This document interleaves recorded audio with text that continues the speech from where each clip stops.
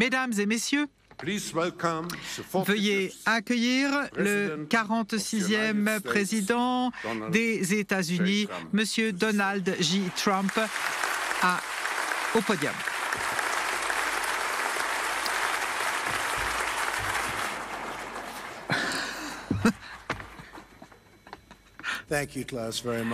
Merci Klaus, merci beaucoup. C'est un privilège d'être ici à ce forum où les leaders de la diplomatie, des affaires du monde, de l'industrie et des affaires se réunissent depuis de longues années pour promouvoir la prospérité, la sécurité et la paix. Je suis ici aujourd'hui pour représenter les intérêts du peuple américain et pour réaffirmer l'amitié américaine et son partenariat dans la construction d'un monde meilleur.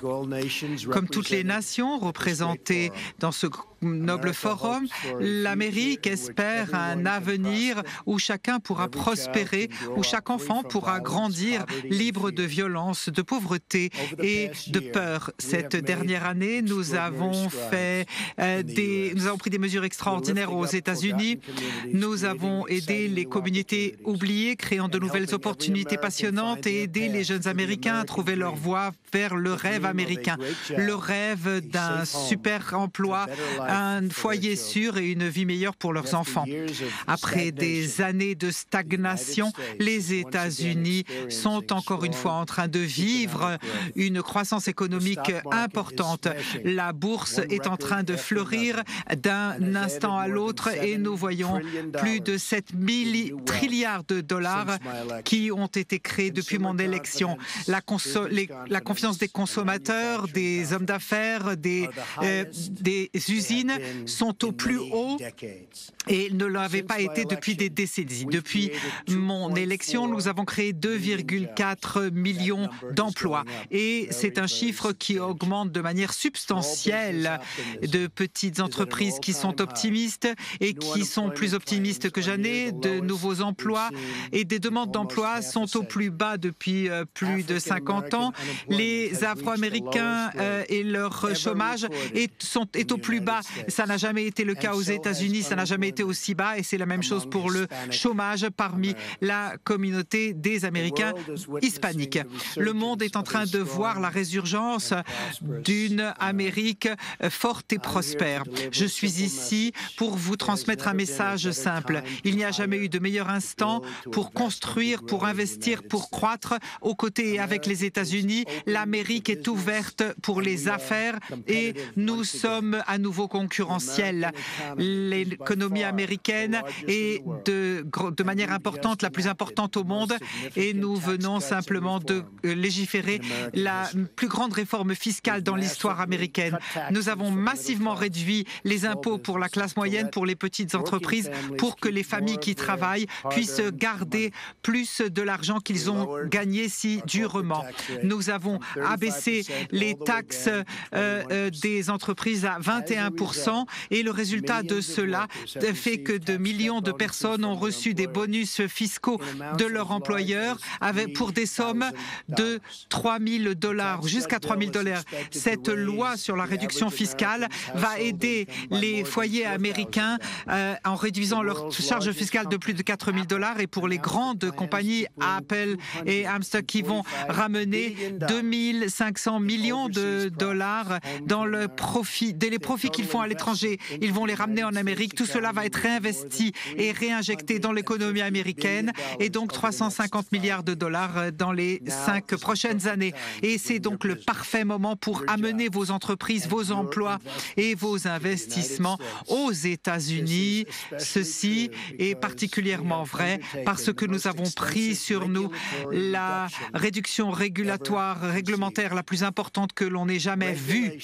La réglementation est équivalente à la fiscalité. Les États-Unis, comme beaucoup de pays, ce sont des bureaucrates non élus et je peux vous garantir qu'on en a partout. Et ils ont imposé des réglementations sur le travail qui vont à l'encontre des intérêts des affaires des entreprises et aujourd'hui, et alors qu'ils n'avaient à répondre devant personne et n'étaient pas élus. En Amérique, ces jours-là sont terminés. J'ai décidé d'éliminer 2 réglementations, 2 lois inutiles pour chaque nouvelle réglementation émise. Nous avons réussi au-delà de nos plus fous espoirs. Au lieu d'en avoir 2 pour 1, nous avons réduit 22 réglementations ou lois pesantes pour chaque nouvelle loi que nous avons légiférée. Nous aidons nos employés et nos entreprises pour qu'ils puissent fleurir comme jamais auparavant. Nous sommes en train de créer un environnement qui attire le capital, les investissements et qui renforce la production. L'Amérique est le lieu pour faire des affaires. Venez donc en Amérique où vous pourrez innover, créer et construire. Je crois en l'Amérique. Comme président des États-Unis, je mettrai toujours l'Amérique d'abord, comme les leaders le font dans d'autres pays ou devraient mettre leur pays d'abord aussi. Mais l'Amérique d'abord ne signifie pas l'Amérique seule.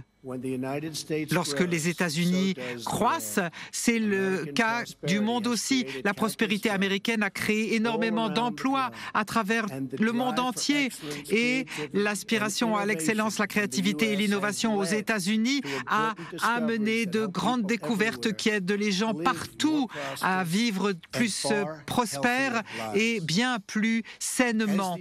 Et comme les États-Unis cherchent à réformer leur économie à l'intérieur, nous voulons aussi réformer le système de commerce international afin de promouvoir une prospérité plus largement partagée et un retour pour ceux qui jouent selon les règles. Nous ne pouvons pas avoir un commerce ouvert et libre si certains pays exploitent ce système sur le compte des autres.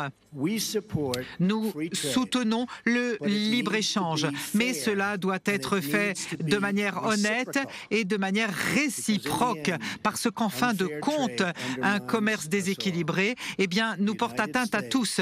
Les États-Unis ne détourneront plus le regard des pratiques économiques inadmissibles, y compris les vols de propriété intellectuelle,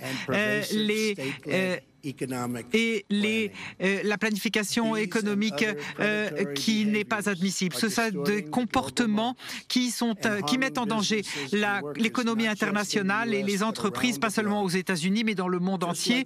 Et comme nous attendons des leaders d'autres pays de protéger leurs intérêts en tant que président des États-Unis, je protégerai toujours les intérêts de notre pays, de nos compagnies et de nos employés. Nous allons appliquer les règles économiques, notre système économique et de commerce. Ce n'est qu'en insistant sur un commerce ouvert et réciproque, cela permettra à tous les systèmes, non seulement aux États-Unis, mais dans le monde entier, de prospérer. Les États-Unis sont prêts à négocier des accords de libre-échange honnêtes et bilatéraux entre les États-Unis et d'autres pays. Cela inclura les pays et les zones économiques qui sont très importants. Nous avons des accords avec beaucoup d'entre eux déjà et nous considérerons de négocier avec d'autres de manière individuelle ou même peut-être en tant que groupe si c'est dans les intérêts de tous. Mon administration a pris aussi des mesures importantes pour restaurer la confiance américaine et son indépendance. Nous sommes en train de lever des restrictions que nous nous étions imposées à nous-mêmes sur les restrictions d'énergie pour pouvoir fournir l'énergie nécessaire à nos foyers et à l'industrie pour avoir l'énergie qui sera fournie aussi à tous nos amis dans le monde. Aucun pays ne devrait être tenu en otage par un unique fournisseur d'énergie. L'Amérique est en train de revenir et il est temps d'investir dans l'avenir de l'Amérique. Nous avons réduit les impôts pour que l'Amérique redevienne compétitive. Nous levons la réglementation qui freine la développement, nous réformons la bureaucratie pour qu'elle soit plus fluide, qu'elle réagisse plus rapidement et qui puisse ainsi assurer que nos lois soient appliquées de manière juste. Nous avons les meilleures universités et collèges universitaires du monde, nous avons les meilleurs employés et travailleurs du monde, l'énergie est abondante et accessible, il n'y a jamais eu de plus belle période pour faire des affaires en Amérique. Nous faisons aussi des investissements historiques au niveau militaire américain parce que nous ne pouvons pas avoir de prospérité sans sécurité. Pour que le monde soit plus sûr face au terrorisme, au régime tyrannique et aux menaces, nous demandons à nos amis et alliés d'investir dans leur propre défense et de remplir leurs obligations financières. Notre sécurité commune exige de chacun de contribuer sa part et mon administration est fière d'avoir mené des efforts historiques aux Nations Unies, au Conseil de sécurité et à travers le monde entier pour unir toutes les nations civilisées dans notre campagne maximale pour dénucléariser la péninsule coréenne. Nous continuons à appeler nos partenaires à se confronter au soutien iranien au terrorisme et bloquer la voie iranienne vers l'arme nucléaire. Nous travaillons aussi avec nos alliés et partenaires pour détruire les organisations djihadistes islamistes comme Daesh et nous faisons cela avec beaucoup de succès. Les États-Unis mènent une coalition très large pour empêcher le contrôle terroriste de territoires et populations, couper leur financement et discréditer leur idéologie mortifère. Je suis heureux de vous dire que la coalition qui a vaincu Daesh, alors que nous avons pris 100% de leur territoire et qui était contrôlé en Irak et en Syrie par ce mouvement terroriste.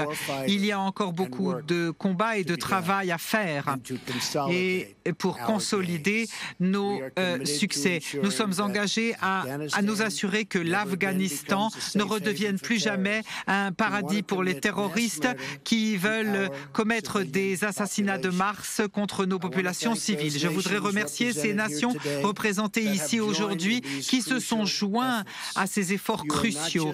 Vous n'êtes pas simplement en train d'assurer la sécurité de vos citoyens, mais vous sauvez des vies et restaurez l'espoir de millions et de millions de personnes. Quand on en vient au terrorisme, nous ferons tout ce qui est nécessaire pour protéger notre nation. Nous défendrons nos citoyens et leurs frontières. Nous allons assurer aussi notre système d'immigration, tant au niveau national qu'au niveau de qui est une question de sécurité nationale et économique. Et notre économie américaine est de premier niveau, mais notre système d'immigration est bloqué dans le passé. Nous devons changer notre système actuel pour tout ce qui est de la migration familiale avec un système d'admission en Amérique qui sélectionne les nouveaux arrivants par rapport à ce qu'ils apportent à notre économie et leur capacité de s'autofinancer de manière à renforcer notre pays. En construisant l'Amérique, nous sommes entièrement engagés au développement de notre emploi. Nous faisons passer les gens de la dépendance à l'indépendance parce que nous savons que le programme Le meilleur contre la pauvreté est un programme très simple et très beau. C'est simplement un chèque. Et donc, pour avoir du succès, il ne suffit pas d'investir dans notre économie, nous devons investir dans nos populations. Lorsque les peuples sont oubliés, le monde devient un monde fracturé. Ce n'est qu'en entendant et en répondant aux voix des oubliés que nous pouvons créer un avenir meilleur, partagé par tous. La grandeur des nations est bien plus que la somme de leur production. La grandeur des nations est la somme de ses citoyens, les valeurs, la fierté, l'amour, le dévouement et l'écoute des personnes qui appellent ce lieu leur maison. Depuis mon premier sommet du G7, en passant par le G20 et l'Assemblée générale des Nations unies, vers l'APEC, l'Organisation du commerce mondial et aujourd'hui au Forum économique international, mon administration n'a pas seulement été présente, mais a transmis notre message que nous sommes tous plus forts, quand les nations souveraines coopèrent en vue d'atteindre des buts communs et pour partager l'espoir des rêves partagés. Dans les représentants de remarquables citoyens dans cette salle, vous êtes des leaders de nations, des géants de l'industrie et des entreprises dans très nombreux domaines. Chacun d'entre vous a le pouvoir de changer les cœurs, de transformer des vies et de changer les destinées de vos pays. Avec ce pouvoir vient une obligation, un devoir de loyauté envers des personnes, les employés, les clients qui vous font ce que vous êtes. Ensemble, décidons d'utiliser notre pouvoir, nos ressources, nos voix, pas seulement pour nous-mêmes, mais pour nos populations, pour alléger leur fardeau, pour permettre à leur espoir de vivre et pour leur permettre de réaliser leurs rêves, protéger leur famille, leur communauté, leur histoire et leur avenir. C'est ce que nous faisons en Amérique et les résultats sont totalement évidents et clairs. C'est donc les nouvelles entreprises qui fleurissent et qui arrivent. Notre taux de chômage est le plus bas qu'il n'a été ces dernières décennies. C'est pourquoi l'avenir de l'Amérique n'a jamais été plus riant. Aujourd'hui, je vous invite tous à devenir partie de cet extraordinaire avenir que nous construisons ensemble. Merci à nos hôtes, merci aux leaders et aux innovateurs de la salle et surtout, d'abord et avant tout, merci à tous les hommes et les femmes qui travaillent dur et qui, chaque jour, font le nécessaire pour que ce monde devienne un monde meilleur pour chacun. Ensemble, envoyons notre amour et notre gratitude vers eux, parce que ce sont eux qui, effectivement, font fonctionner nos pays. Ce sont eux qui font que nos pays sont grands. Merci et que Dieu vous bénisse tous. Merci infiniment.